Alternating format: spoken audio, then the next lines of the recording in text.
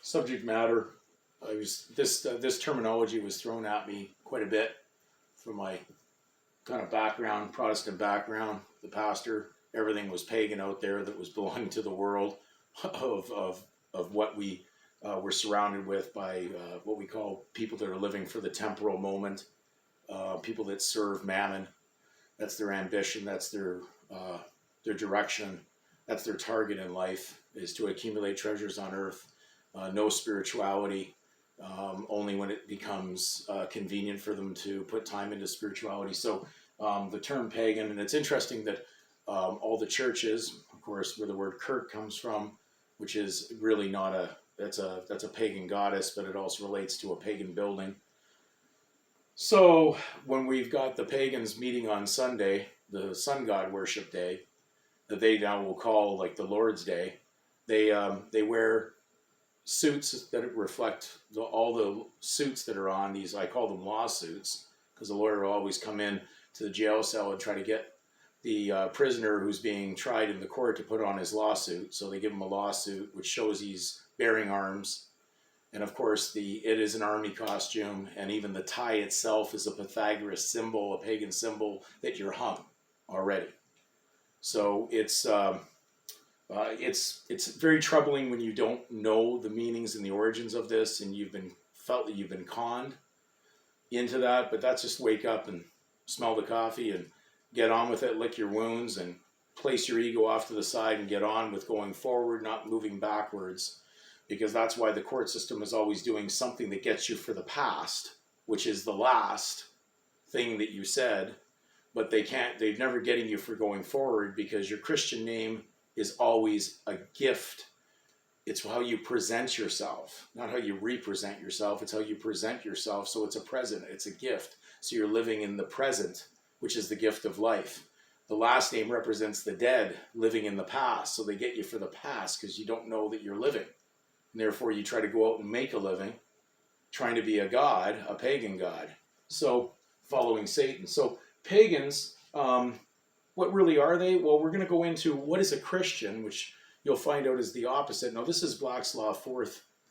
I've done videos in the past, but they're so far back, the videos, that a lot of the people that have been following the videos all the way through to the present have maybe had a little bit of loss of memory of some of these good points that were in the older videos. So under Christian, Black's Law 4 says, pertaining to Jesus Christ or the religion founded by him, so he's the founder, professing Christianity.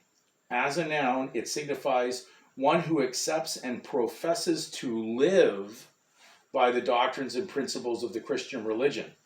It does not include Mohammedans, Jews, pagans, or infidels. One who believes or professes or is assumed to believe in Jesus Christ, because there's people who do assume they believe in him, but they work to the contrary, and the truth as taught by him. Because I get many, many emails from people who are assuming that they believe in Jesus Christ while they're actually wearing a pagan label as a priority, and get very upset.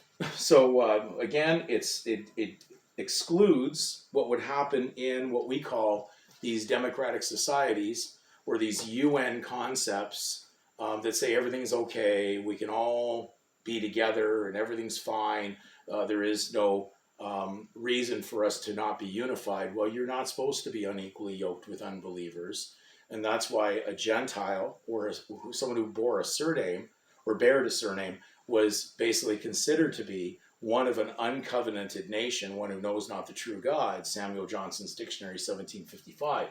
So because someone's denying the fact of what's in front of them and they want to walk in the fiction, we really can't help such an individual until they start to throw this bad information out of their mind and get the truth in them, because the spirituality can only be let in when you get rid of all that darkness and that blackness that's in you from false knowledge, which will lead to, unfortunately, a doom. So we're going to also just show you what a few other dictionaries define a pagan as. So we're going to go to pagan, and I'm reading out of a browser's dictionary, and it says, especially in Europe, a non-Christian believer in the ancient idol worshipping and magical rituals. So a heathen. Now, we already know that the Magi Straits are in the courts to govern those that are under their magic spell. So that's why it's part of imaginations that run those courts and collect on those that are part of their imagination or hallucination. And we know that idolater means hired servant wages. So we go further, it says, an unreligious person or one not of true faith. Then it goes further, it gets into it meaning a binding agreement, which usually leads into the word contract, because a covenant's not the same as a contract. In legal, we use the word contract. Okay, and then it says, whence paganus, a peasant who works outlying land, and in military usage, a civilian. Metaphorically then, in this military sense, one not of Christ's militia, but also one not yet reached by the missionaries. So it's talking about those who haven't basically remained or accepted the gift that comes from God and being in the highest kingdom, the highest sovereignty. They choose to pick these lower legal sovereignty imaginations of men, and then they like to sit around complaining all day at how they're being abused by them. And we know that that is not what we're supposed to be doing as ambassadors of Christ. We're supposed to be remaining completely outside that, and we're supposed to be preaching the good message, the good news, the good spell, not the bad spell.